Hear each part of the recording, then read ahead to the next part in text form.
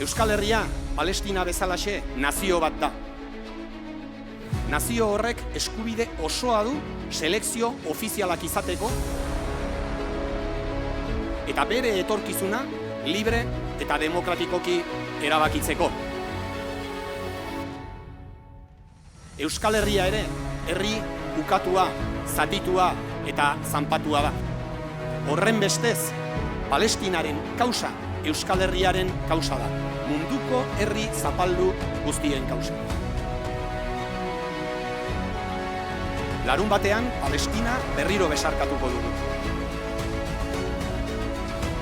Inoiz, baino beharrezkoagoa da, genozidioa salatzen eta palestinarren eskubideak defenditzen jarraitzea. Euskal Herria erreferente izan da Palestinarekiko elkartasunean. Eta berriro ere, garen herriaz harro egon gaitezen sentiaraziko gaitu. Gora Palestina libre, gora Euskal selekzioak eta gora Euskal Herria askatuta.